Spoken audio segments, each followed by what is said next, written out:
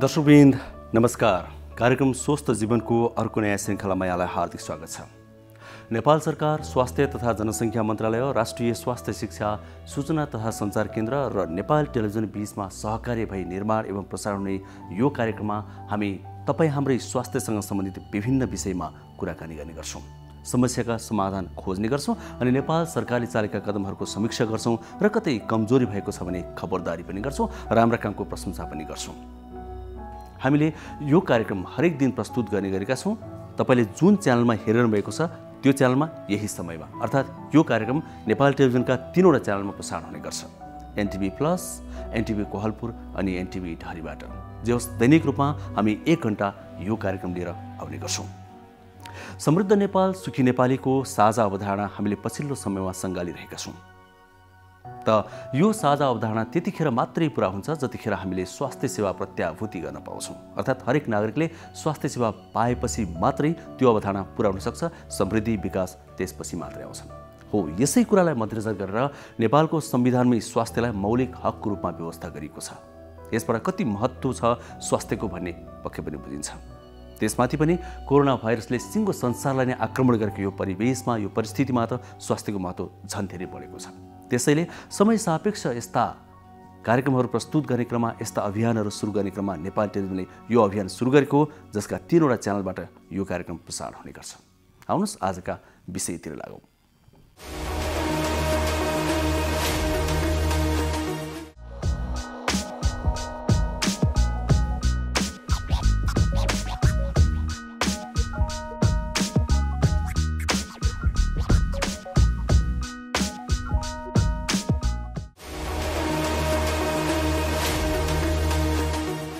त्यसो त हामी कार्यक्रममा स्वास्थ्य सम्बन्धी धेरैवटा विषयहरू समावेश गर्ने गर्छौँ। केही लामा, केही छोटा विभिन्न महत्त्वपूर्ण सामग्रीहरू प्रस्तुत गर्ने गर्छौँ। यहाँहरूले जिज्ञासा राखेर पठाएपछि विभिन्न माध्यमहरू हामीले प्रदान गरिरहेका छौँ। ती माध्यमबाट जिज्ञासा या प्रश्न पठाएपछि तिनको आधारमा पनि हामी कार्यक्रम निर्माण गर्ने गर्छौँ। तिनलाई आज पनि हामीले आधार मानेका छौँ। आज हामीसँग मुख्यतया 3वटा विषयहरू रहेका छन्। पछिल्लो समयमा कोरोना भाइरसको कारण गरिएका लकडाउन, निषेध आदेशहरूले गर्दा धेरै व्यक्तिहरूमा मनोवैज्ञानिक असर पनि परेको छ कि एकै ठाउँमा बसिरहँदा, एउटै काम गरिरहँदा भन्ने आशंका गरिएको छ। त्यसको कतै कतै परिणाम पनि देखिन थाल्यो भन्ने हामीलाई गुनासो आएको हुनाले गर्दा, प्रश्नहरू आएका हुनाले गर्दा हामीले पछिल्ला दिनहरूमा मनोवैज्ञानिक तथा सामाजिक असरहरूको बारेमा बढी कुरा गर्ने गरेका छौँ। आज हामी त्यो प्रसङ्ग पनि उठाउनेछौँ। त्यसै गरी यो कोरोना भाइरसको आक्रमणबाट विशेष गरी क्यान्सर रोगी, मुटु रोगी, मृगौला रोगी जस्ता व्यक्तिहरू, दीर्घ रोग जसलाई छ ती व्यक्तिहरू बढी प्रभावित हुने गर्छन् भन्ने पछिल्लो तथ्याङ्क आएको हुनाले गर्दा आज हामी त्यो विषयलाई पनि सम्बोधन गर्दैछौँ। मुटु रोगीहरूलाई यो भाइरसले कसरी आक्रमण गर्न सक्छ, कसरी बच्ने, यो विषयमा पनि आज हामी एउटा विशेष सामग्री प्रस्तुत गर्दैछौँ। निकै अनुभवी व्यक्तिसँगको कुराकानी आज हामीसँग रहेको छ।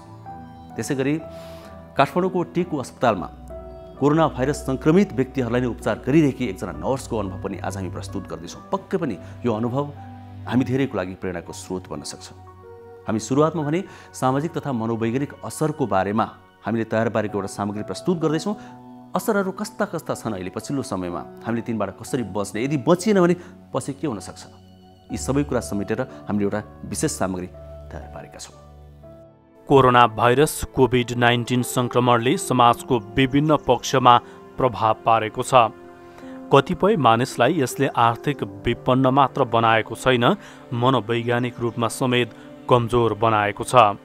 रोग फैलने सहज कारण र हालसम्म औषधि तथा खोप नबनेका कारण विश्वभरका मानिसले यसलाई ठूलो समस्याका रूपमा लिएका छन्। कोरोनाले मानव जगतमा मनोसामाजिक समस्या सिर्जना गरेकोले मानिसको मन, व्यवहार र सम्बन्धमा समस्या पैदा गरेको विज्ञहरू बताउँछन्। जुनसुकै रोगको उपचारमा बिरामीको आत्मबललाई एक प्रकारको औषधि मानिन्छ। कोरोना मात्र होइन, यसबाट सिर्जित मनोवैज्ञानिक समस्यालाई समेत विभिन्न खालका परामर्शबाट उपचार गर्न सकिने विज्ञहरूको भनाइ छ। कोरोना भाइरसको सङ्क्रमणबाट जोगिने उपाय भनेको मानिसहरू बीचमा कम्तीमा 2 मिटरको भौतिक दूरी कायम गर्ने, मास्कको उचित प्रयोग गर्ने र नियमित हात धुने नै हो। हामीले यी बानी बसाल्न सके कोरोना सङ्क्रमण समुदायमा फैलनबाट रोक्न सकिन्छ। कोरोना भाइरसबाट सङ्क्रमित भएका धेरै मानिस निको भएका छन्। यसको मृत्युदर निकै कम छ। कोरोनाबाट स्वास्थ्य लाभ गरेका अधिकांश व्यक्तिले बलियो आत्मबलका कारण सङ्क्रमण जितेको अनुभव सुनाउने गरेका छन्। कोरोनाले थोपरेको मनोसामाजिक समस्या कसरी हल गर्ने केही विज्ञहरूको विचार हामीले समेटेका छौँ। अहिलेको आँकडा हेर्ने हो भने चाहिँ नेपालको परिप्रेक्ष्यमा अराउन्ड 18-19 जना पर डे चाहिँ नि आत्महत्या गरेर मान्छेहरू मरिरहेछन्। कोरोनाले चाहिँ नि डाइरेक्टली मर्नलाई प्रोत्साहित गर्ने कुरा चाहिँ होइन। कोरोनाले गर्दाखेरि चाहिँ के भइदिन्छ भने चाहिँ मान्छेलाई एउटा चाहिँ डर र त्रास चाहिँ दिमागमा आउने हो। त्यसले गर्दाखेरि मनमा धेरै कुराहरू बढी खेल्ने गर्ने भयो र ब्याकग्राउन्डमा यदि चाहिँ कसैलाई मानसिक रोग चाहिँ पहिल्यैदेखि छ, डिप्रेसन पहिल्यैदेखि छ भने त्यसले चाहिँ उसलाई चाहिँ नि अलिकति मलजल गरेर झन् डिप्रेसन बढाउने र चाहिँ अब केही पनि गर्न सकेन भने जस्तो त्यस्तो कुराहरू चाहिँ आउने कारणले गर्दाखेरि मात्रै हो। त्यस्तो सुसाइडहरू चाहिँ हुने कारण चाहिँ त्यसले गर्दाखेरि हो। एउटा त के हो भने कोरोनाको उपचार छैन, अनि अहिलेसम्म सम्भावित केही निकट भएसम्म अब भ्याक्सिन छैन। त्यसैले मानिसहरूले चाहिँ अब यो लागिसकेपछि यसको कुनै उपचार नभएको हुनाले अब आफ्नो प्रयासमा केही पनि गर्न सकिँदैन, लागेपछि मर्ने सम्भावना हुन्छ भन्ने भएर डर पस्यो। डर एउटा त्यो रिजन हो डर पस्नुको पछाडि। अब त्यसपछि के भयो भने अब अलिकति यसको बारेमा जुन चाहिँ जानकारी आयो आम पब्लिकमा आइरहेको छ, यसले गर्दा अलिकति भयानकै रोग जस्तो महामारी नै भन्ने बित्तिकै के हुन्छ भने महामारी भनेपछि आफू जोगिने भन्ने कुरो आउँछ। अनि महामारीबाट पीडित भएको व्यक्तिलाई परापूर्वकालदेखिबाटै त्यसलाई आइसोलेट गर्ने, भिन्दै किसिमले उसको डेड बडी मरिसकेपछि छुट्टै तरिकाले उसलाई डिस्पोज गर्ने त्यो चाहिँ चलन चल्तीमा भएको हुनाले महामारी भन्ने बित्तिकै त्यो सङ्क्रमण चाहिँ फैलिहाल्छ भन्ने एउटा आम धारणा छ है।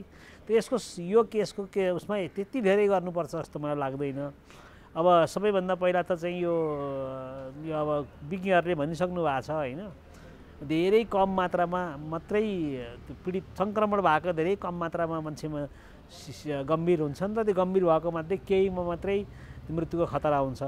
त्यसैले अलिकति सामान्य पथपरेजमा बस्ने, अलिकति होसियारी अपनाउन साथ चाहिँ यसबाट खतरा त्यति हुन्छ जस्तो मलाई लाग्दैन। त्यसैले अलिकति मिडियाले पनि र विज्ञहरूले पनि होसियार हुनुहोस् तर त्रस्त नहुनुहोस् भन्ने खालको मेसेज चाहिँ जुन आइरहेको पनि छ त्यो अलि पुगेन। हामी बढी चाहिँ जति मेसेज आउँछ WHO को आधिकारिक त्यो सन्देशदेखि लिएर जति पनि कुराहरू हामी सुन्छौँ, आम पब्लिकले सुन्छ, त्यहाँ चाहिँ बढ्ता चाहिँ आश्वस्त पार्ने खालको भन्दा पनि त्रसित बनाउने खालको भयो कि त्यसले गर्दा चाहिँ मान्छेमा आम त्रासको भावना भयो।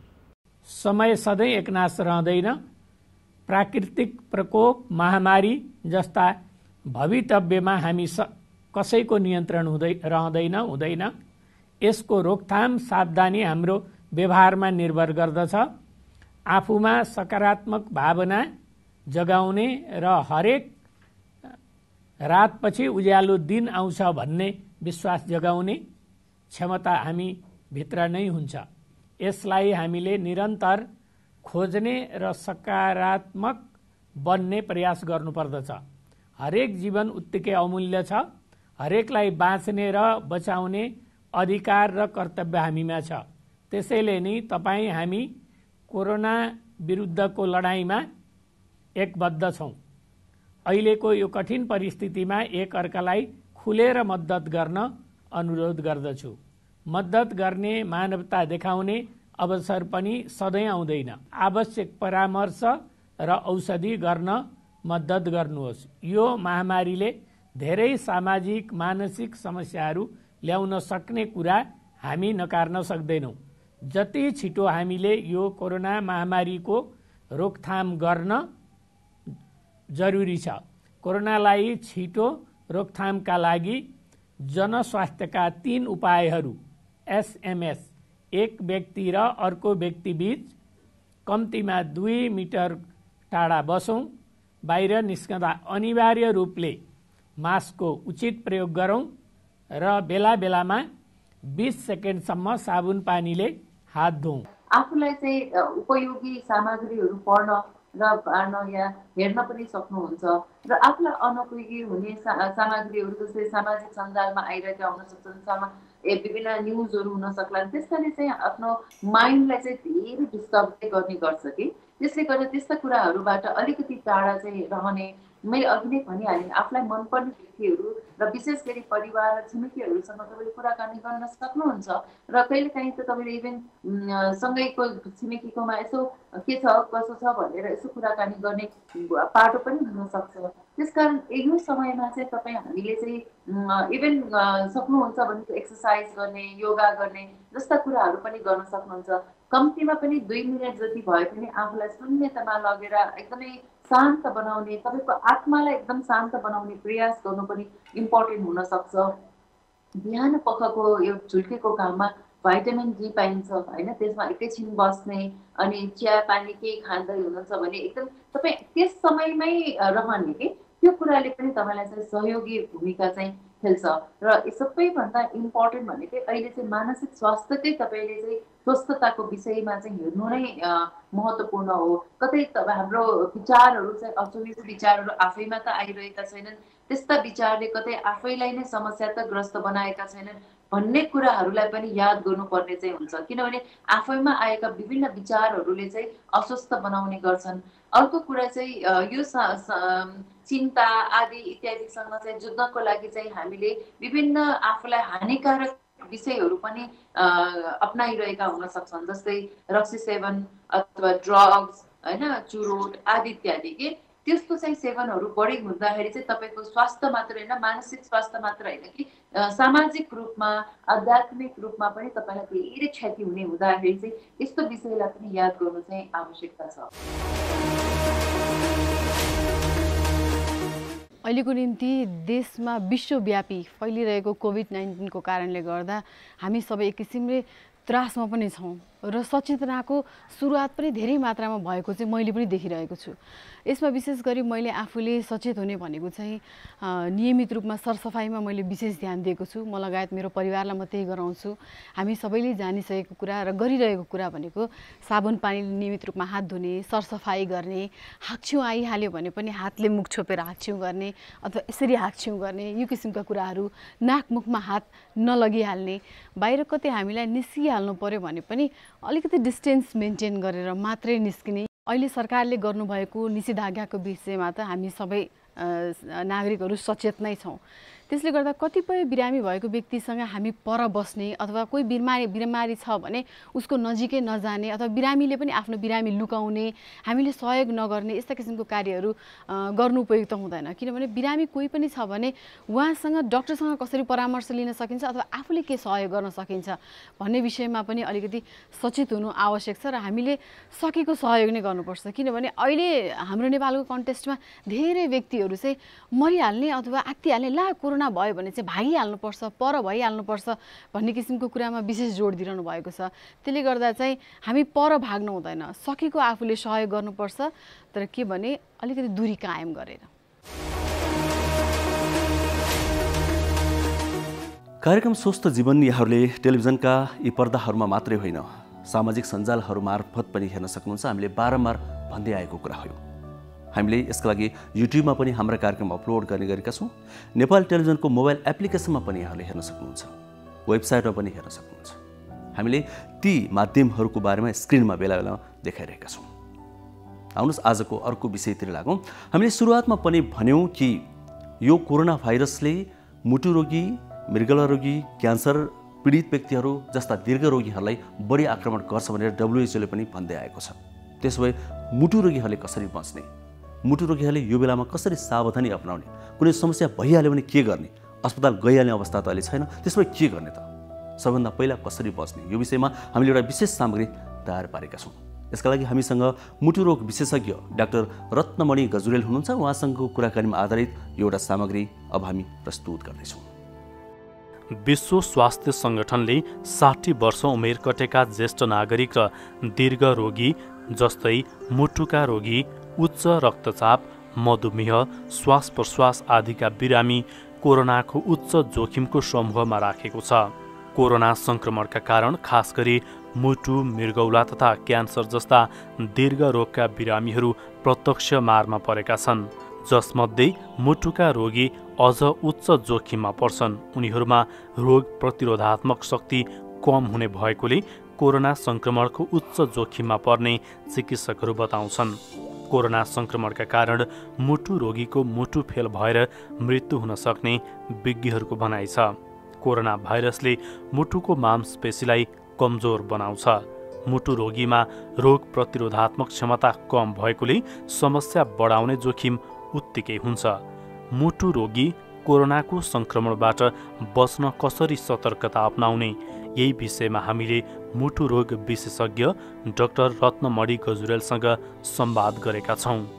जुन अहिलेको यो कोरोनाको विश्वव्यापी महामारी छ, यो विश्वव्यापी महामारी जुन देशहरू चाहिँ सफर गरिराखेका छन् र ती देशहरूबाट आएका जुन तथ्याङ्कहरू छन् त्यो केलाएर हेर्दाखेरि दीर्घ रोगीहरूमा कोरोनाको संक्रमणको जोखिम अलि बढी छ र ती दीर्घ रोगीहरूमा पनि मुटु रोगीलाई चाहिँ नि अलिकति कोरोनाको संक्रमण बढी नै छ भन्ने नै देखिएको छ। त्यो कुरो सत्य हो। मुटु रोग पनि धेरै प्रकारका छन् नि डाक्टर साहब, जस्तो यसमा पनि कस्तो प्रकारको मुटु रोग अथवा कुन प्रकारको मुटु रोग भयो भनेदेखि चाहिँ त्यो व्यक्तिलाई बढी जोखिम त्यस्तो केही छ कि छैन? होइन, यसमा हामीले बुझ्नुपर्ने कुरा के हो भने कोरोना कुनै पनि व्यक्तिलाई हुनसक्छ, चाहे त्यो मुटु रोग भएको व्यक्ति होस् चाहे त्यो मुटु रोग नभएको व्यक्ति होस्। सर्वसाधारण मान्छे, कुनै रोग नभएको मान्छेलाई पनि हुनसक्छ। तर कोरोना सङ्क्रमित भइसकेपछि जुन कम्प्लिकेसन र बिरामी सिरियस हुने सम्भावना चाहिँ नि दीर्घ रोग भएका बिमारीहरूमा बढी हुने हो। मुटु रोग भएको कारणले कोरोना सङ्क्रमितको चाहिँ दर बढ्ने होइन। कोरोना सङ्क्रमित चाहिँ नि एबिसिडी जोसुकैलाई पनि हुनसक्छ, तर त्यसको जोखिम कोरोना लागिसकेपछि हुने जोखिम चाहिँ नि मुटु रोगीहरूमा चाहिँ बढी छ। यो चाहिँ संसारभरिको डाटाले तथ्याङ्कले यही नै देखाएको छ। जस्तो हार्ट फेलियर भएको पेसेन्टलाई कुनै पनि सङ्क्रमण भयो भने हार्ट फेलियर अझ बढेर जान्छ। हार्ट एट्याक हुने सम्भावना कोरोनाको सङ्क्रमण भयो भने बढ्छ। मुटुको चालको गडबडी, मुटुमा चाहिने रेटमा गडबडी, मुटुमा हार्ट ब्लक भन्छौँ हामी, त्यसमा गडबडी हुनसक्छ। त्यसले गर्दाखेरि कुन प्रकृतिको मुटुको रोग छ र त्यो अनुसारको कोभिड अथवा कोरोना लाग्यो भने फरक फरक खालको प्रेजेन्टेसन बिरामीमा हुन्छ। तर यो बिरामीमा चाहिँ यस्तै हुन्छ भनेर हामीले अहिलेसम्म चाहिँ ठ्याक्कै प्रेडिक्ट गर्न सक्दैनौँ, किन भन्दाखेरि कोरोना रोगै आफैमा अहिले नौलो छ। केही महिना भयो, 6-8 महिना भयो र संसारले नै थाहा पाउन बाँकी छ धेरै चिज यो कोरोनाको बारेमा। र अहिलेसम्म उपलब्ध जे जति अध्ययन अनुसन्धानबाट देखिएको छ र हामीले आफ्नो प्र्याक्टिसमा देखेका छौँ, ती कुराहरू गर्दा मुटु रोगीमा सङ्क्रमित हुँदा विभिन्न प्रकारको मुटु रोगीको आफ्नै आफ्नै खालको चाहिँ प्रेजेन्टेसन हुन्छ र सिभियरिटी त्यही अनुसार हुन्छ। यदि कोही व्यक्तिलाई कोरोना संक्रमण भएको छ भनेदेखि उसलाई दीर्घ रोग अथवा चाहिँ दीर्घ मुटु रोग हुने सम्भावना हुन्छ कि हुँदैन? यो एकदम राम्रो प्रश्न गर्नुभयो तपाईँले। यसमा अब समग्र रूपमा भन्दाखेरि कोरोना र मुटु रोग दुई प्रकारको हुन्छ। एउटा दीर्घ मुटु रोगी, त्यो दीर्घ मुटु रोगीमा पनि विभिन्न प्रकारका मुटु रोग र अर्को कोरोनासँग सम्बन्धित मुटु रोग। अब जस्तो दीर्घ मुटु रोगीमा कोरोना लाग्यो, त्यो कोरोना निको भयो, दीर्घ मुटु रोगी त्यो कायमै भइराख्यो। तर जुन कोरोना लागेर मुटु रोगी भए तिनको चाहिँ नि दीर्घकालीन रूपमा मुटु रोग रहन्छ कि रहँदैन भनी तपाईँको प्रश्नमा, यदि कोरोनाको कारणले मुटुमा हार्ट एट्याक भयो भने एकचोटि हार्ट एट्याक भएपछि त्यो व्यक्तिको जिन्दगीमा हार्ट एट्याक भयो, फेरि त्यो पहिलाको अवस्थामा ल्याउन सकिँदैन। अर्को कुरो मुटुको चाल गडबडी भयो, मुटुको हार्ट ब्लक भयो अथवा मुटुको चाल एकदमै धेरै गएर भेन्ट्रिकुलर ट्याकिकार्डिया अथवा एट्रियल ट्याकिकार्डिया अथवा एट्रियल फिब्रिलेसन भन्छौँ हामी मेडिकल भाषामा, र पनि समग्रमा बुझ्दाखेरि मुटुको चाल बढी हुने, मुटुको चाल कम हुने अवस्था हुँदाखेरि हामीले उपचार गर्नुपर्छ, बेला बेलामा फलोअप गर्नुपर्छ। यो पनि दीर्घ रूपमा जान सक्छ। अर्को कुरो मुटुको मसललाई, मुटुको मासुलाई कोरोनाले असर गरेर मुटु कमजोर हुने, मुटुले जति पम्प गर्नुपर्ने गर्न नसक्ने अवस्था पुग्छ। त्यस्तो अवस्थामा पनि ती रोगीहरू कति पुरै रूपमा रिकभर हुन्छन्, कति बिमारीहरूको चाहिँ दीर्घ रोगको रूपमा चाहिँ नि मुटुको रोग बसिरहन सक्छ र बेला बेलामा हार्ट फेलियरमा जाने सम्भावना भइरहन्छ। त्यो भएको कारणले तपाईँले सोध्नु जुन भएको कोरोनासँग एसोसिएटेड अथवा कोरोना भएर मुटु रोग लाग्यो भने दीर्घ मुटु रोगको रूपमा जान्छ कि जाँदैन भन्दा कतिपय मुटु रोगी रिकभर हुन्छन्, कम्प्लिटली पूर्ण रूपले नर्मल स्वस्थ हुन्छन्। कति बिमारीहरूमा चाहिँ नि दीर्घ रोगको रूपमा चाहिँ मुटु रोग लिएर सधैँ बस्ने पनि हुनसक्छ। सम्भावना चाहिँ धेरै हुन्छ। सम्भावना हुन्छ। यो उपचारको कुरा गर्दाखेरि चाहिँ सामान्य मुटु रोगी र कोरोना सङ्क्रमित मुटु रोगीहरूमा चाहिँ हामी भिन्नता गर्छौँ कि गर्दैनौँ? कसरी उपचार गर्छौँ? उपचारमा चाहिँ अब डेफिनेटली अब प्राकृतिक रूपमा नै फरक हुन्छ। तर मुटु रोगको उपचार चाहिँ एउटै हुन्छ। तर कोरोना सङ्क्रमित नभएको मुटु रोगीलाई हामीले मुटुको रोगको मात्रै उपचार गर्दा भयो। जब कोरोना सङ्क्रमित व्यक्ति मुटु रोगी बनेको अवस्था छ भने मुटु रोगको उपचार त हामीले गर्नै पर्यो, अन्य मुटु रोगको गरे जस्तै गरेर अन्य व्यक्तिमा हुने मुटु रोगको प्लस त्यसमा कोरोनाको पनि हामीले उपचार गर्नुपर्छ। तर अघि तपाईँले भन्नुभएको जस्तै सबै व्यक्ति सिम्प्टोमेटिक हुँदैनन्, सबै व्यक्तिमा चाहिँ नि कोरोनाको भयो भन्दैमा चाहिँ नि एकदम सिरियस हुँदैनन्। 70-80% जतिमा त लक्षणै साधारण लक्षणमा नै निको हुन्छन्। त्यसपछि 15% जति बिरामीमा साधारण कफ सर्टनेस अफ ब्रेथ भएर अक्सिजन थेरापी चाहिने अवस्थामा हुन्छ। त्यही 5 देखि 10% बिरामीमा चाहिँ एकदम सिकिस्त अवस्थामा पुग्ने हुन्, आइसियुमा पुग्ने हुन्। त्यो भएको कारणले गर्दा ती बिरामीहरूको कोरोनाको उपचार पनि चाहियो। ती व्यक्तिहरूमा मुटु रोग लाग्दाखेरि मुटु रोगको उपचार पनि गर्नु पर्यो। त्यही भएर उहाँहरू चाहिँ सङ्क्रमण कोरोना भएको कारणले मुटु रोग हुँदाखेरि चाहिँ नि उहाँहरूमा चाहिँ अलि गाह्रो हुन्छ र उहाँहरू चाहिँ अलि सिरियस कन्डिसनमा पुग्ने अवस्था अलि बढिरहन्छ। त्यो भएको भएर उपचारको हिसाबमा चाहिँ नि उस्तै समान उपचार हो, प्लस कोरोना लागेकोमा कोरोनाको पनि उपचार गर्नुपर्ने हुन्छ। के कसो गरेर चाहिँ नि कोरोना सङ्क्रमित बिरामी मुटु रोग भएर आए, हार्ट एट्याक भएर आयो, हार्ट फेलियर भएर आयो अथवा मुटुको चालमा गडबडी भएर आयो भने कसरी गर्ने भन्ने प्रोटोकल बनाएको छ। त्यो प्रोटोकललाई हामी फलो गरेर उपचार गर्छौँ। त्यो भएको भएर त्यसमा चाहिँ खासै उपचारमा भिन्नता हुँदैन, थप केही उपचार चाहिँ हामीले दिनुपर्ने हुन्छ। कोरोना सङ्क्रमित मुटु रोगीहरूलाई चाहिँ अलिकति छुट्टै राखेर आइसोलेसनमा राखेर त्यो त नेचुरली अब कोरोना सङ्क्रमित बिरामीको कसरी उपचार गर्ने भन्ने पनि प्रोटोकल छ। किनभने संसारभरि त्यो चलेको छ। यो त एउटा संसारभरि महामारीको रूपमा आएको छ। प्रत्येक हस्पिटलले, मैले भने प्रत्येक देशले, राष्ट्रले, प्रत्येक राष्ट्रको चाहिँ स्वास्थ्य मन्त्रालयले एउटा प्रोटोकल दिएको छ। त्यो त हामीले त्यही फलो गर्छौँ। जस्तो हामीले अहिले के गर्छौँ, स्वास्थ्य मन्त्रालयले जुन एउटा प्रोटोकल दिएको छ, नेपाल मेडिकल काउन्सिलले जुन प्रोटोकल दिएको छ त्यसलाई मर्ज गरेर आफ्नो हस्पिटलले प्रोटोकल बनाएको हुन्छ, जुन चाहिँ आफ्नो राष्ट्रिय कार्यक्रम अन्तर्गतको हुन्छ। त्यसलाई फलो गरेर हामीले उपचार गर्छौँ। त्यही भएर तपाईँले भन्नुभयो जस्तै कोरोना लागेको भने बिरामी छ, कोरोना कोभिड पोजिटिभ पेसेन्ट छ भने उसलाई हामीले आइसोलेट गर्नु पर्यो। त्यही अनुसारको चाहिँ नि व्यवस्था हामीले मिलाउनु पर्यो। अब उसको हार्ट एट्याक भएको छ, मुटुको नसा बन्द भएको छ भनेपछि उसको मुटुको नसा खोल्नु पर्यो। खोल्ने पनि विभिन्न विधि हुन्छ। औषधिले खोलिने विधि हुन्छ, लगेर कोरोनरी एन्जियोग्राम गरेर एन्जियोप्लास्टी गर्नुपर्ने हुन्छ, जसलाई स्टेन्ट हाल्ने भन्छन्। ती हेरेर बिरामीको अवस्था, रोगको प्रकृति हेरेर अनि हामीले चाहिँ नि उनीहरूलाई आइसोलेट गरेर अनि उपचार गर्नुपर्छ।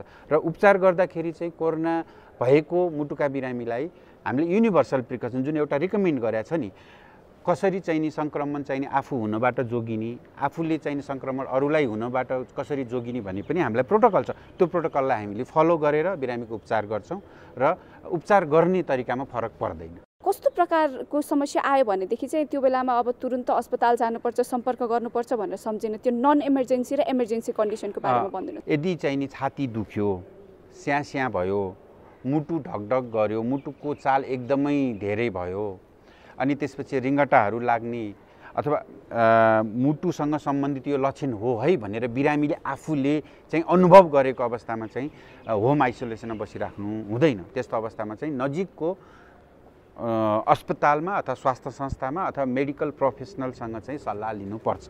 किन भन्दाखेरि कोरोनाबाट मुटु रोगीहरूलाई चाहिँ नि असर गर्नुका साथै मुटुको रोग पनि गराउँछ। जुन मुटुको रोग भने मुटुको चाल बढाउने काम पनि कोरोनाले गर्न सक्छ।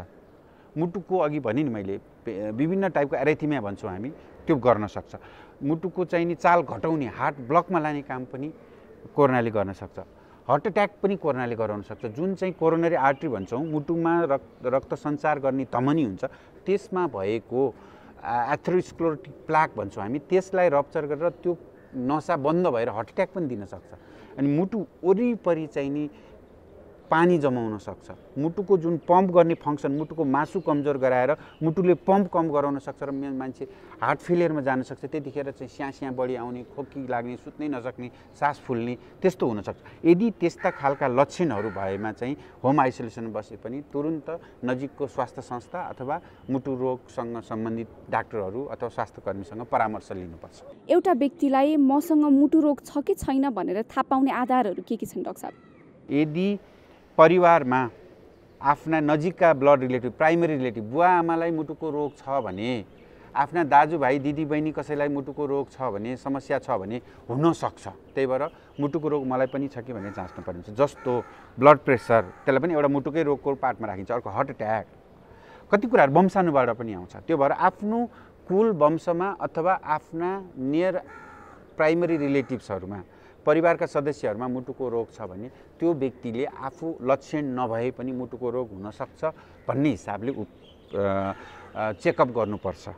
अर्को कुरो, कुनै पनि लक्षणहरू जस्तो छाती दुख्ने, स्यास्या हुने, मुटुको चाल मुटु भड्के जस्तो हुने, मुटु अड्के जस्तो हुने अथवा कोही बेहोसै पनि हुन सक्ने यस्ता खालका केही लक्षणहरू छन् भने त्यो लक्षण पनि मुटुका हुन् कि भन्ने हिसाबले चाहिँ त्यस व्यक्तिले जाँच गर्नुपर्ने हुन्छ। र अर्को कुरो चाहिँ हामी रिस्क स्ट्राटिफिकेसन भन्छौँ क्या, कुन बिमारीलाई कति जोखिम छ त मुटु रोगको भन्दाखेरि यदि कोही बिमारी दीर्घरोगबाट ग्रसित छ, मानौँ डायबिटिज छ, सुगरको रोग छ, प्रेसरको रोग छ, कोलेस्ट्रोलको रोग छ, परिवारमा चाहिँ नि मुटुका रोगहरू छन् भने त्यो व्यक्तिमा लक्षण नभए पनि मुटुको रोगको सम्भावना अथवा जोखिम बढी हुन्छ। त्यो भएर त्यस्ता व्यक्तिहरूले चाहिँ मुटुको जाँच गर्नुपर्छ।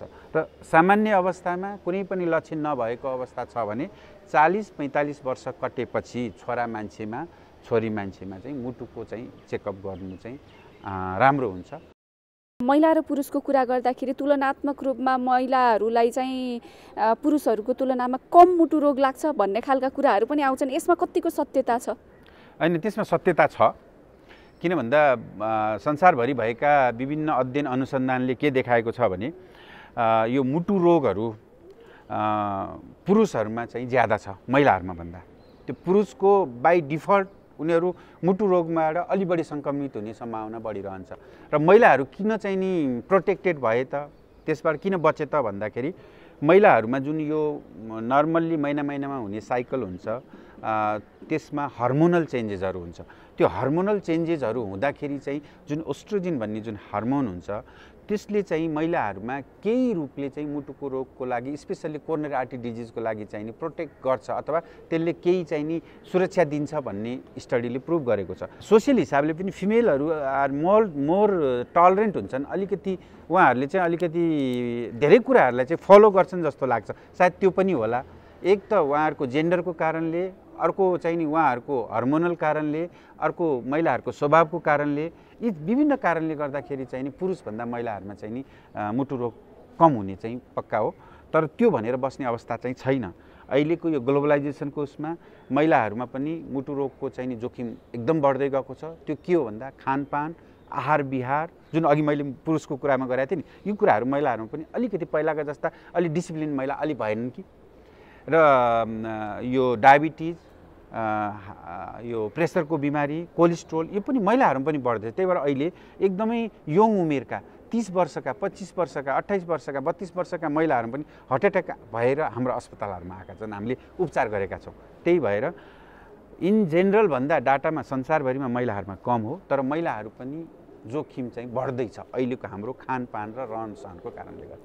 सामान्यतया मान्छेहरूलाई चाहिँ मुटु दुख्यो भन्ने, छाती दुख्यो भन्ने खालका कुराहरू पनि गर्नुहुन्छ।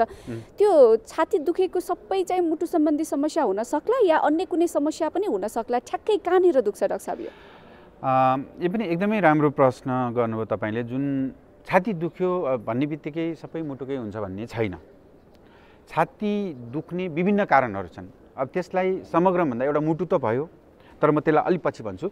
छाती दुख्दाखेरि हाम्रो छातीमा हड्डीबाट दुखेको हुनसक्छ, छातीको मासु दुखेको हुनसक्छ, त्योभन्दा भित्र फोक्सो बाहिरको झिल्ली दुखेको हुनसक्छ, कुनै निमोनिया हुनसक्छ, कुनै चाहिँ नि फोक्सोमा हावा भरिएर, फोक्सो बाहिर हावा भरिएर हुनसक्छ, पानी भरिएर हुनसक्छ, अथवा कुनै हिसाबले आफूले थाहा नपाइकन चाहिँ छातीमा चोट लागेको छ भने पनि दुख्न सक्छ। यी कारणको दुखाइ एउटा हुन्छ भने, र अर्को चाहिँ नि छाती दुख्यो मेरो मुटु दुख्यो भन्ने चाहिँ अर्को लक्षण पनि हुनसक्छ। जस्तो एटिपिकल चेस्ट पेन भन्छौँ क्या हामी, मुटुको दुखाइ चाहिँ नि विशेष प्रकारको हुन्छ, टिपिकल हुन्छ, र यी कुराहरूलाई एटिपिकल, जस्तो ट्रमा भएर दुखेको छाती आफ्नै प्रकारको चलमल गर्दा दुख्न सक्छ। तर हार्ट एट्याक भएको अथवा मुटुबाट दुखेको बिरामीको दुखाइ चाहिँ यस्तो हुन्छ कि चलमल गर्दा मात्र होइन, जुनसुकै बेला पनि दुख्न सक्छ, कन्टिन्युस पेन हुन्छ। त्यो चाहिँ यस्तो खालको पेन हुन्छ कि बिरामीले सहनै नसक्ने, र त्यो चाहिँ त्यसको पेनको ग्रेडिङलाई गर्दा जुन एउटा प्रसव वेदनामा भएको महिलाले जस्तो चाहिँ पेन चाहिने अथवा दुखाइ चाहिने अनुभव गर्नुहुन्छ, हार्ट एट्याक हुँदाखेरि त्यस्तै खालको दुखाइ, एकदमै साह्रो दुखाइ हुन्छ छातीमा र विशेष गरेर देब्रेतिर छातीमा हुन्छ। त्यो चाहिँ सरेर चाहिँ नि देब्रे कुममा अथवा हातमा, कहिलेकाहीँ औँलामा र कहिलेकाहीँ चिउँडोमा र दाँतसम्म पनि पुग्न सक्छ। र त्यो बेलामा बिरामीलाई पसिना खल्ती आउने, म अहिले नै केही भइहाल्छु कि भन्ने खालको इन्सेक्योर फिलिङ भएर कोल्याप्सै हुन्छु कि भन्ने जस्तो हुने, त्यस्तो खालको चाहिँ नि दुखाइ चाहिँ मुटुको हुनसक्छ अथवा छातीको दुखाइ हुनसक्छ। मुटु दुख्यो भन्दैमा चाहिँ नि, छाती दुख्यो भन्दैमा चाहिँ सबै मुटुको हुन्छ भन्ने छैन। जुन अहिले मैले भने यसलाई चाहिँ टिपिकल टाइप अफ मुटुको दुखाइ र अरू भने मैले एटिपिकल अस्वाभाविक टाइपको दुखाइ चाहिँ मुटुको नहुन पनि सक्छ। तर यसको मतलब यो होइन कि सबै मुटु रोगी हार्ट एट्याक हुने बिमारीमा छाती दुख्ने, मुटु दुख्ने चाहिँ अघि मैले भनेको जस्तै लक्षण हुन्छ भन्ने छैन। यो एटिपिकल सिम्पटम पनि लिएर आउन सक्छन्। कस्ता व्यक्ति आउन सक्छन् त यस्ता यो एटिपिकल सिम्पटम लिएर भन्दा जो वृद्धा हुन्छन्, जसमा चाहिँ नि न्युरोप्याथीको समस्या हुन्छ, जसमा डायबिटिज हुन्छ, यस्ता बिमारीहरूमा चाहिँ नि एटिपिकल प्रेजेन्टेसन जुन अघि भने जस्तो टिपिकल लक्षण नभएर एटिपिकल लक्षण लिएर आउन सक्छन्। र छाती र मुटु दुखाइ भनेको मुटुको मात्रै नभएर अन्य पनि हुनसक्छ भन्ने कुरो चाहिँ बुझ्नुपर्छ। नेपालको परिप्रेक्ष्यमा हेर्दाखेरि चाहिँ विशेष गरी कस्तो प्रकारको मुटु रोगीहरू चाहिँ बढी देखिएका छन्, त्यस्तो केही तथ्याङ्क छ हामीसँग? यसको चाहिँ अब हाम्रो कम्युनिटी लेभलमा त हामीसँग त्यस्तो स्टडी भएको छैन। हामीले जुन हस्पिटल बेस स्टडीहरू हुन्छ नि, जस्तो म चाहिँ एउटा युनिभर्सिटी हस्पिटलमा भएको मान्छे, यो हस्पिटल बेस स्टडीहरूले देखाउँदाखेरि चाहिँ पहिला जुन यो रुमेटिक हार्ट डिजिज, बात मुटु रोग यो धेरै थिए। अहिले त्यो ट्रेन्ड चेन्ज हुँदै गएर यो coronary artery disease, heart attack जस्तै खालका अथवा कोरोनरी आर्टरीसँग सम्बन्धित मुटुको धमनीमा साँघुरो भएर हुने रोगहरू, यी रोगहरू बढ्दैछन् र अलि सिनारियो चेन्ज भएको छ। कस्ता मुटु रोगी बढी छन् त भन्दाखेरि अहिले रुमेटिक हार्ट डिजिज छ, त्यो डाउन मतलब कम हुँदैछ र कोरोनरी आर्टरी डिजिज, ब्लड प्रेसरका रोग, यस्ता रोगहरू चाहिँ मुटुका बढिरहेका छन् समुदायमा पनि। हजुर, अर्को एउटा महत्त्वपूर्ण कुरा पनि छ, धेरै मानिसहरूले हार्ट एट्याक र हार्ट फेलियर यो धेरै सुनिरहने शब्द हो, एउटै हो कि भनेर पनि सोच्नुहुन्छ। के भिन्नता छ यो दुईटामा?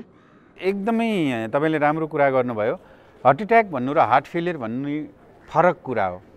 हार्ट एट्याक भनेको चाहिँ सर्वसाधारण मान्छेले पनि बुझ्दाखेरि हार्ट एट्याक भनेको चाहिँ नि मुटु छाती दुख्छ अनि त्यसपछि एकछिनमा चाहिँ बिरामी गइहाल्छ भन्ने जस्तो त्यस्तो हुँदैन। हार्ट एट्याक हुने भनेको चाहिँ नि मुटुको जुन नसा हुन्छ रक्त सञ्चार गर्ने, मुटुले शरीरको सम्पूर्ण भागमा रगत पुर्याउनलाई पम्प गर्छ। त्यो रगत पुर्याउन पम्प गर्दा उसलाई, मुटुलाई पनि आफूलाई अक्सिजन न्युट्रिसन चाहिन्छ। त्यो अक्सिजन न्युट्रिसन लानको लागि नसा हुन्छ। त्यो नसाले चाहिँ नि अक्सिजन न्युट्रिसन चाहिँ नि सप्लाई गर्ने रगत लैजान्छ। त्यसलाई हामी कोरोनरी आर्टरी भन्छौँ। त्यो कोरोनरी आर्टरीमा कुनै हिसाबले बन्द भयो, रगतको डल्ला जमेर अथवा कुनै चाहिँ नि कोलेस्ट्रोलको लेदोहरू जम्मा भएर बन्द भएपछि हार्ट एट्याक नै हो। त्यो हार्ट एट्याक भइसकेपछि त्यसमा के हुन्छ, जुन मुटुमा मांसपेशीमा हुने रक्त सञ्चार बन्द भन्छ र मुटुको चाहिँ मासु मर्छ, त्यसलाई हामी हार्ट एट्याक भन्छौँ। र हार्ट फेलियर भनेको चाहिँ नि नेचुरल्ली के हो भन्दाखेरि मुटुले पम्प गरिराखेकै हुन्छ, आफ्नो काम गरिराखेकै हुन्छ, तर हाम्रो जुन बडीको डिमान्ड जति हुन्छ अक्सिजन सप्लाई, न्युट्रिसन सप्लाई गर्न बडीले जुन एउटा डिमान्ड गर्छ नि, त्यसलाई मुटुले फुलफिल गर्न सक्दैन। भन्नाको मतलब शरीरको डिमान्ड र मुटुले जुन पम्प गर्ने तारतम्य मिलेन भने हामी हार्ट फेलियर भन्छौँ। काम गरेको मुटुले जति गर्नुपर्ने गरेन र बडीलाई, आफ्नो शरीरलाई पुर्याउनु पर्ने रक्त सञ्चार पुर्याउन सकेन भनेपछि हार्ट फेलियर हुने भयो। त्यही भएर हार्ट एट्याक र हार्ट फेलियर भनेको टोटल्ली डिफ्रेन्ट कुरा भयो। हार्ट एट्याक नसा बन्द भएर मुटुको मासु मरेर हुन्छ। हार्ट फेलियर भनेको चाहिँ नि मुटुले काम गर्दा गर्दै पनि आफ्नो शरीरको माग अनुसार अपुग काम गरेकोलाई हामी हार्ट फेलियर भन्छौँ। यसरी चाहिँ हामी छुट्याउन सक्छौँ। यसलाई साधारण भाषामा सायद मैले यो अलि साधारण भाषामै भन्न खोजेँ र यो हार्ट फेलियर र हार्ट एट्याक भनेको चाहिँ एउटै होइन। हजुर, यो दुईटाको कुरा गर्दै गर्दाखेरि यिनीहरूको लक्षण पनि फरक फरक आउँछ कि एउटै खालको हुन्छ डाक्टर साहब? एकदमै फरक हुन्छ लक्षण पनि। जस्तो हार्ट एट्याकमा अघि हामीले कुरा गरेको लक्षण थियौँ नि, देब्रेतिरको छाती दुख्ने, कुममा जाने, चुँडोमा जाने, हात नाडी पाखुरासम्म औँलासम्म जाने भन्ने कुरा, यस्तो खालको लक्षण चाहिँ नि हार्ट एट्याक हुँदा हुनसक्छ। हार्ट फेलियरमा के हुन्छ, बिरामीको बडीले माग गरेको मुटुले पुरा काम गरेर सपोर्ट गर्न सक्दैन। त्यसपछि के हुन्छ नि, बिरामीको चाहिँ नि स्याँ हुने, खोकी लाग्ने, एकदम कमजोर महसुस हुने, सुत्दाखेरि सास बढ्ने, सास फुल्ने, हिँड्दाखेरि चाहिँ नि 2-4 पाइला हिँड्दैमा पनि सास फुल्यो, सास बढ्यो भनेर बिरामी आउने, त्यस्तो खालको हुन्छ। त्यही भएर हार्ट एट्याकको लक्षण र हार्ट फेलियरको लक्षण चाहिँ फरक हुन्छन्।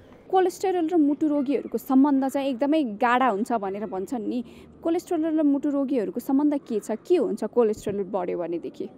जुन बिमारीको कोलेस्ट्रोलको मात्रा बढी हुन्छ त्यसले नसाहरूलाई चाहिँ नि गएर त्यो कोलेस्ट्रोल नसाको भित्र जम्मा भएर नसा साँगुरो गराउँछ, त्यसलाई एथेरोस्क्लेरोटिक प्रोसेस भन्छौँ। त्यो साँगुरो हुँदै हुँदै हुँदै गएपछि चाहिँ नि मुटुको वरिपरिको नसा जुन छ कोरोनरी आर्टरी, त्यसलाई साँगुरो गरायो भने हार्ट एट्याक दिन सक्ने भयो।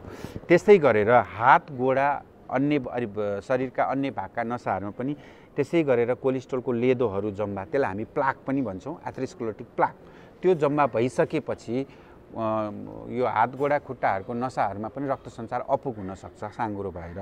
यसलाई हामी पेरिफेरल चाहिँ आर्टरी डिजिज भन्छौँ, त्यो पनि गराउन सक्छ कोलेस्ट्रोल भयो भने।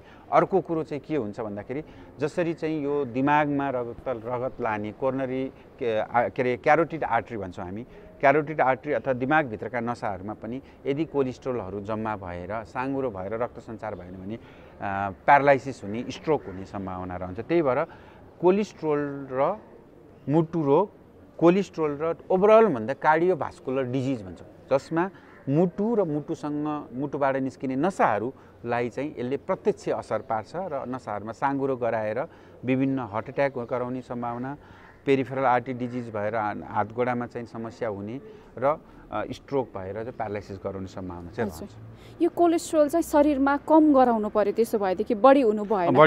कति एउटा चाहिँ नै भनौँ न बेन्चमार्क अथवा चाहिँ कति हुनुपर्छ कोलेस्ट्रोल लेभल? हामीले त्यसलाई हामीले टेस्ट गरेर हेर्छौँ, कोलेस्ट्रोलको प्यानल हेर्ने हुन्छ, त्यसको विभिन्न कम्पोनेन्टहरू हुन्छ। अब त्यसलाई चाहिँ नि अब जनमानसमा चाहिँ नि बुझाउने हिसाबले भन्दाखेरि कोलेस्ट्रोल चिल्लोपनाको मात्रा चाहिँ नि हाम्रो जिउमा एकदम हामीले ब्यालेन्समा राख्नुपर्ने हुन्छ। बढी भयो भने चाहिँ नि यी नसाहरूमा साँगुरो भएर कार्डियोभास्कुलर डिजिज हुनसक्छ भन्नु पऱ्यो। अनि भ्यालुको हिसाबले भन्दा विभिन्न ल्याबहरूमा विभिन्न हिसाबले टेस्ट गरिन्छ र समग्रमा भन्दा जुन हामीलाई एउटा इन्टरनेसनल्ली रिकमेन्ड गरेको भ्यालु छ त्यो भ्यालुभन्दा मुनि नै राख्नु पऱ्यो। मैले भ्यालुमा गइनँ, त्यो एउटा रिकमेन्ड गरेको हुन्छ, त्यो भ्यालुभन्दा हामी तल नै राख्नुपर्छ कोलेस्ट्रोललाई, त्योभन्दा माथि जान दिनुहुन्न। त्यो कसरी कन्ट्रोल गर्न सकिन्छ त भन्दा त्यसमा खानपान, आहार विहार, एक्सर्साइज, सेडेन्टरी लाइफस्टाइल भन्छौँ।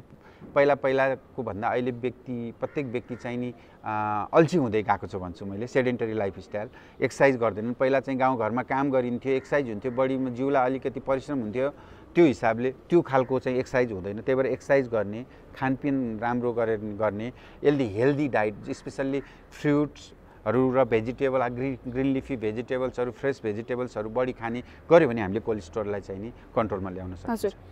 यो सम्बन्धमा चाहिँ एउटा एकदमै जनमानसमा एउटा उल्झनको विषय पनि छ। धेरै मानिसहरूले कोलेस्ट्रोल चाहिँ तेल खायो भनेदेखि बढ्छ, घिउ खाँदाखेरि चाहिँ बढ्दैन भन्ने खालका कुराहरू पनि सुनिन्छ होइन? यसमा चाहिँ के सम्बन्ध छ डाक्टर साहब? यो घिउ खान हुन्छ कि हुँदैन? तेल कतिको खाने हो? जुन कुरा चाहिँ नि प्लान्ट फ्याटबाट पाइन्छ भन्नाले वनस्पतिबाट पाउने तेलहरूमा पाउने फ्याटको कम्पोजिसन अलि फरक हुन्छ एनिमलबाट पाउने भन्दा। त्यही भएर घिउभन्दा बरु तेल ठिक हो, वनस्पतिबाट आउँछ त्यो।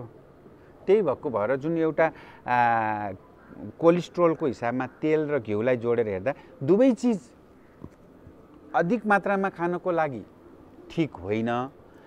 त्यसलाई कन्ट्रोल गरेर आफ्नो कुनै चाहना अनुसार स्वादको लागि खानको लागि एनिमल फ्याट पनि खान मिल्छ, घिउ पनि खान मिल्छ, वनस्पतिबाट पाउने तेल पनि मिल्छ, तर त्यसको एउटा लिमिट मात्रा हुन्छ।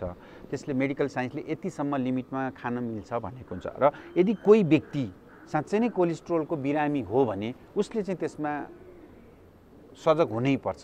किन भन्दाखेरि एनिमल फ्याटलाई त हामी डिस्करेजै गर्छौँ, स्पेसल्ली घिउलाई, र प्लान्ट फ्याटलाई चाहिँ नि हामी त्यति धेरै रेस्ट्रिक्ट गर्दैनौँ। मुटु रोगको कुरा गर्दाखेरि विशेष गरी जाँड रक्सी खाने अथवा चाहिँ तौल बढी हुने व्यक्तिलाई जोखिम बढी हुन्छ भनेर भन्छौँ हामी। एउटा व्यक्तिले म जाँड रक्सी पनि खान्न, मेरो तौल पनि कम छ भनेर बस्न सक्ने अवस्था छ कि छैन? उसलाई मुटु रोग हुने सम्भावना हुन्छ कि हुँदैन डाक्टर साहब? एउटा दुब्लो व्यक्तिले प्रेसर पनि छैन, मेरो सुगर पनि छैन, कोलेस्ट्रोल पनि छैन, म रोगमुक्त छु भनेर भन्न मिल्छ। हामी रिस्क स्ट्राटिफिकेसन गर्छौँ कि अब कति कुराहरू हाम्रो चाहिँ मोडिफाएबल रिस्क फ्याक्टर र अनमोडिफाएबल रिस्क फ्याक्टरहरू हुन्छ। जस्तो यी डायबिटिज, हाइपरटेन्सन यस्ता कुराहरू देखिने भए कति कुराहरू हामीले नदेखेको रिस्क पनि त आफ्नो उसमा हुन्छ। कति कुराहरू वंशानुबाट आएको रिस्क हुन्छ, कति कुराहरू आफ्नो जिउबाट नै पनि पलाउँछ, कति कुरा उमेर हुँदै जाँदा हुन्छ। त्यो भएको भएर म रिस्क छैन अरूको कम्पेरिजनमा भन्न मिल्छ, तर म एकदम रिस्क फ्री छु, म अल्कोहल पनि खान्न, स्मोकिङ पनि गर्दैन, मेरो सुगर पनि छैन, प्रेसर पनि छैन भनेर चाहिँ त्यसरी भन्न मिल्दैन। एउटा उमेर itself is also risk factor for heart disease. कुनै व्यक्ति चाहिँ एउटा 45-50 वर्ष पुग्यो, 50-55 वर्ष पुग्यो भने उसलाई चाहिँ नि मुटु रोगको केही जोखिम हुन्छ, स्पेसली कोरोनरी हार्ट डिजिजको। भनेपछि खाए अथवा कुनै चाहिँ नि रोग छ भन्दै मात्रै होइन, नभए पनि रिस्क चाहिँ बढ्दै जान्छ। त्यही भएको भएर नेचुरल्ली यी रिस्कहरू नभएको व्यक्तिलाई रोग कम लाग्छ, त्यो कुरा हो। र त्यही भएर त हामी भन्छौँ नि डायबिटिज कन्ट्रोल गर्ने, हाइपरटेन्सन कन्ट्रोल गर्ने, कोलेस्ट्रोल कन्ट्रोल गर्ने। तर छैन भन्दैमा चाहिँ म फ्री छु भन्ने चाहिँ होइन। जोखिम चाहिँ नि मुटुको रोगको चाहिँ कम हुन्छ, त्यो चाहिँ पक्का हो। दर्शकवृन्द, कोरोना भाइरसको सङ्क्रमण सँगसँगै सबैभन्दा धेरै जोखिममा रहेका व्यक्तिहरू भनेका स्वास्थ्य क्षेत्रमा काम गरेका व्यक्तिहरू हुन्, डाक्टर अनि नर्सहरू, जसले स्वयं ती बिरामीहरूसँग प्रत्यक्ष सम्पर्कमा रहेर काम गर्नुपर्ने हुन्छ। काठमाडौँको टिकु अस्पताल नेपाल सरकारको एउटा आधिकारिक अस्पताल जहाँ पहिलो पटक त्यस्ता बिरामीहरूको उपचार सुरु गरिएको थियो, परीक्षण पनि सुरु गरिएको थियो। अहिले त धेरैतिर गर्न थालिएको छ। त त्यही अस्पतालमा, टिकु अस्पतालमै कोरोना सङ्क्रमित बिरामीहरूसँगै रहेर आइसोलेसन वार्डमै काम गरेकी एकजना नर्सको अनुभव अब हामी प्रस्तुत गर्दैछौँ। त्यहाँ कस्तो अनुभव भएको थियो उहाँले काम गर्दा, अनि समाजले उहाँलाई हेर्ने दृष्टिकोण कस्तो थियो, परिवारले कस्तो भनेको थियो, र अहिले के छ वास्तवमा त्यस्ता स्वास्थ्य कर्मीहरूको मनस्थिति कस्तो हुन्छ, हामीले कस्तो व्यवहार गर्नुपर्छ। नमस्कार, मेरो नाम उमा पौडेल। म शुक्रराज ट्रपिकल तथा सरुवा रोग अस्पतालको एक स्वास्थ्य कर्मी हुँ। म त्यहाँको कोभिड आइसियुमा कार्यरत स्टाफ नर्सको रूपमा कार्य गर्दै आइरहेको छु। म चाहिँ के भन्न गइरहेको छु भन्दा त्यहाँ कोभिडको पेसेन्टको मेरो एक्सपिरियन्सको बारेमा बताउन गइरहेको छु। अब एक्सपिरियन्स के छ भन्दाखेरि अब पेसेन्टलाई सर्वप्रथम त पेसेन्टलाई केयर गर्नुभन्दा अगाडि मैले चाहिँ प्रपर रूपमा चाहिँ पिपी लगाएर चाहिँ जाने गरेको छु। अब पिपी लगाएर जानुपर्ने अवस्थामा चाहिँ मलाई के अप्ठ्यारो भएको छ भन्ने बारेमा चाहिँ हजुरलाई बताउन गइरहेको छु, जसमा चाहिँ अब पिपी लगाएर जानुपर्ने हुन्छ। अनि त्यहाँभित्र पिपी लगाएर जाँदाखेरि पिसाब लागेको हुन्छ, पिसाब होल्ड गर्नुपर्ने अवस्था छ, महिनावारी भइन्छ। महिनावारी हुँदाखेरि प्याड चेन्ज गर्ने पोसिबल हुँदैन, त्यसले गर्दा पनि एकदमै गाह्रो महसुस हुन्छ। अब मलाई मेरै एक्सपिरियन्समा के छ भन्दा मलाई सिजनल रुगाखोकी लागेको थियो। त्यति बेला पनि मैले नाकमा कटन राखेर जुन अब डिस्चार्ज हुन्छ त्यसलाई चाहिँ कन्ट्रोल गर्नको लागि कटनमा दुईटा नाकको पालभित्र चाहिँ कटन राखेर पनि मास्क लगाएर त्यसरी पनि पेसेन्टको केयरको लागि मैले गरेको छु। एकदमै गाह्रो हुन्छ त्यति बेलामा, तर गाह्रो भइकन पनि मैले सेवामा निरन्तरता दिइरहेको छु। मैले पेसेन्टको सेवा गर्ने मौका पाएको छु, उहाँलाई उपचार गरेर राम्रो गर्ने एउटा अपर्च्युनिटी पाएको छु, त्यही भएर एकदमै खुसी लाग्छ। अनि त्यसपछि अब सिरियस पेसेन्टहरू हुनुहुन्छ, उहाँहरूको सबै केयर गर्नुपर्ने हुन्छ। उहाँहरूको पिसाब फाल्नेदेखि लिएर ड्रेस चेन्ज गर्नेदेखि लिएर अब भाइटल लिने कुरा त हुँदै भयो, नर्सिङ केयरभित्रै पर्छ, त्यो सबै गर्छु। सँगसँगै अब उहाँलाई ओटो सप्लाई, अब ओटो दिने कुरादेखि लिएर सबै कुरा पेसेन्टको नर्सिङ केयरभित्र के पर्छ त्यो सबै दिएर आइरहेको छु। सुरुमा एकदमै ग्रसित हुनुहुन्छ अनि पछि चाहिँ एकदमै निको हुँदै हुँदै गएर उहाँ चाहिँ एकदमै ठिक हुनुहुन्छ। त्यो ठिक हुँदाखेरि एकदमै खुसी लाग्छ अनि उहाँहरूले पनि भन्नुहुन्छ कि यति राम्रो सेवा दिनुभयो, एकदमै प्राउड फिल गर्छु हजुरप्रति भनेर भन्नुहुन्छ। त्यस्तो भन्दाखेरि एकदमै खुसी लाग्छ। जे भयो नि धेरै अहिलेसम्म मैले गर्दै आएको छु, त्यहाँ चाहिँ धेरै पेसेन्टहरूले चाहिँ हामीलाई जे होस् एउटा खुसीको कुरा भन्नुहुन्छ कि अब उहाँले राम्रो गर्नुभयो, तपाईँले राम्रो गर्नुभयो, सबै यहाँको नर्सहरू सबै एकदम राम्रो हुनुहुन्छ भनेर उहाँले भन्नुहुन्छ नि त। त्यस्तो भन्दाखेरि एकदमै खुसी लाग्छ। अनि अब यो भयो, यो सँगसँगै अब हस्पिटलमा केयर गर्दा बेलाको अवस्था भयो। अनि अर्को कुरा चाहिँ अब म रेन्टमा बस्छु, रेन्टमा बस्दाखेरि विभिन्न समस्याहरू आइपरेको छ मलाई। मेरो एक्सपिरियन्समा चाहिँ अब म रेन्टमा बस्दाखेरि घरबेटीले अब यो शुक्रराज हस्पिटलमा जब गर्छु भन्दाखेरि उहाँको रेस्पोन्स, उहाँले गर्ने व्यवहारहरू एकदम फरक खालको थियो। किनकि अब यो कोभिडको पेसेन्ट हेर्ने भने पछाडि उहाँहरूलाई त्यत्तिकै डर लाग्ने। उहाँहरू मार्केटमा जानुहुन्छ, धेरै भिडभाडमा घुलमिल हुनुहुन्छ, हिँड्नुहुन्छ, तर पनि उहाँहरूलाई केही फरक पर्दैन। एक म स्वास्थ्य कर्मी, म हस्पिटलमा गर्छु भनेपछि उहाँलाई म हस्पिटलबाट उहाँलाई रोग सार्छु जस्तो उहाँले बिहेभ गर्नुभएको थियो। अब गर्दाखेरि अनि मैले जुन रेन्टमा बसेको थिएँ त्यो रेन्टदेखि म अर्को रेन्टमा सरेको थिएँ, किनकि उहाँले अब त्यहाँ गर्छु भनिसके पछाडि एकदमै टर्चर खालको दिनुभएको थियो। अब घरबेटी मात्रै ठिक भएर नि नहुने रहेछ, सोसाइटीको मान्छेले पनि अब अलिकति तर्किने खालको बिहेभ। अनि त्यसपछि उहाँलाई हुलमुलमा अब बजारमा जानलाई त अब केही फरक नपर्ने, तर म एक स्वास्थ्य कर्मी, उहाँको अलिकति डिस्टेन्स फरक तरिकाले डिस्टेन्स मेन्टेन गरेर बस्दा पनि अलिकति बोल्न नखोज्ने जस्तो व्यवहारहरू चाहिँ देखाउनु भएको थियो।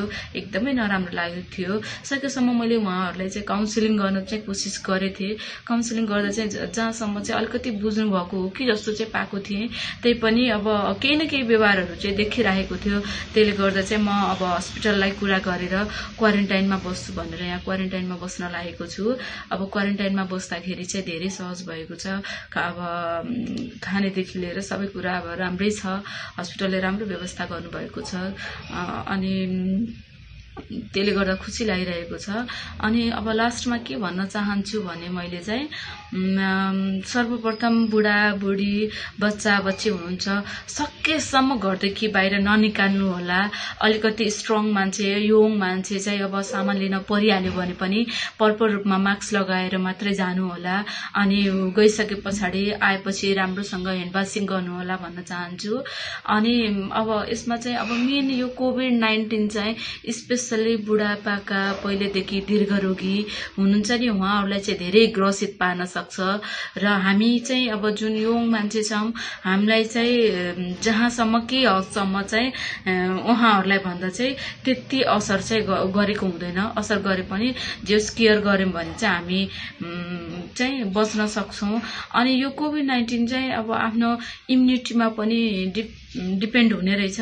त्यही भएर चाहिँ अलिकति खाने कुराहरू, डाइटको कुरामा पनि चाहिँ अलिकति ख्याल राख्नु होला, डाइट चाहिँ खानु होला।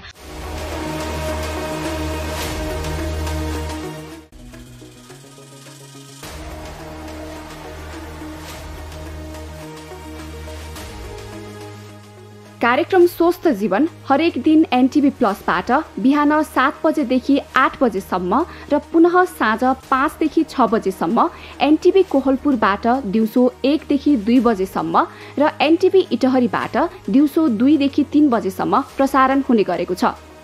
स्वास्थ्य सम्बन्धी यहाँहरूको कुनै जिज्ञासा वा समस्या भएमा हामी सम्बन्धित विज्ञहरूबाट समाधान खोजी कार्यक्रममा प्रसारण गर्नेछौँ।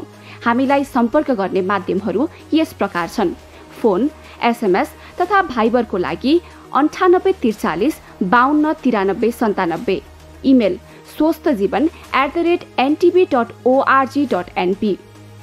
यस कार्यक्रमको बारेमा आफ्नो सल्लाह, सुझाव र प्रतिक्रिया पनि यहाँहरूले यिनै मार्फत दिन सक्नुहुनेछ। साथै कार्यक्रममा के कस्ता सामग्री, विषय वा विज्ञ समेट्नु पर्ला भन्ने विषयमा पनि सुझाव दिन सक्नुहुन्छ। कार्यक्रम यहाँहरूले सामाजिक सञ्जाल मार्फत पनि हेर्न सक्नुहुन्छ।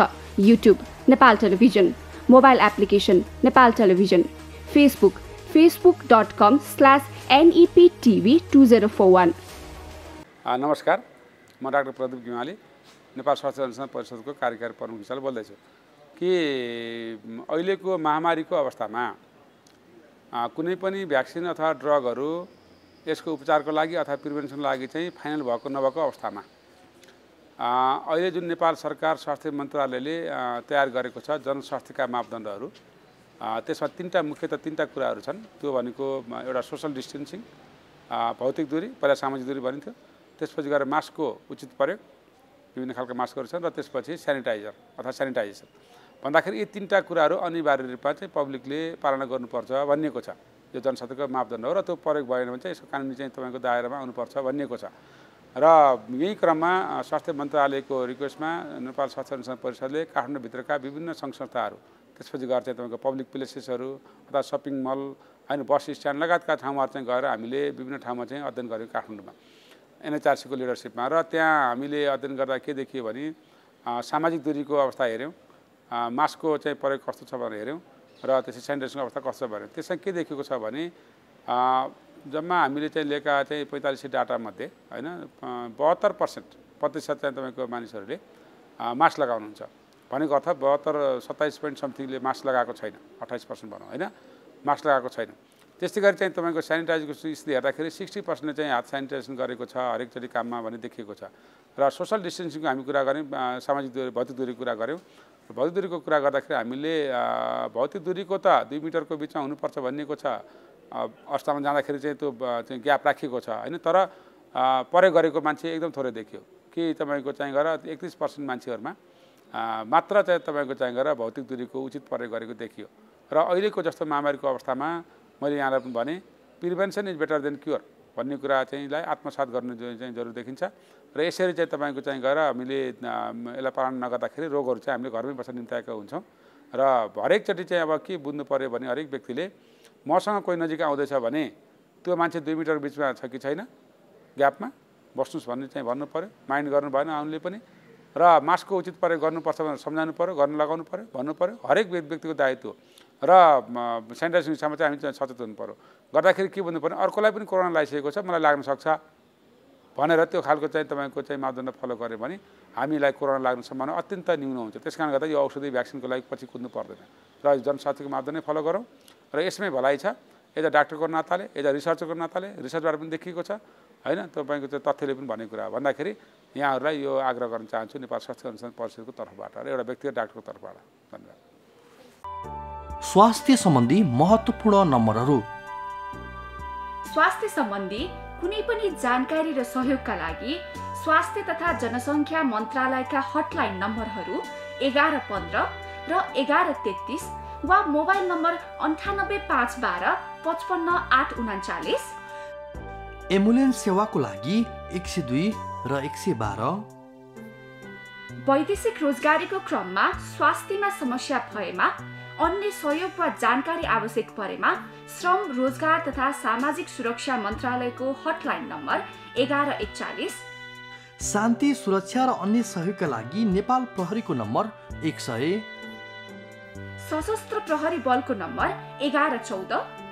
रगत आवश्यक परेमा ब्लड बैंकको नम्बर 01 42 25 344। सार्वजनिक हितका लागि नेपाल टेलिभिजन।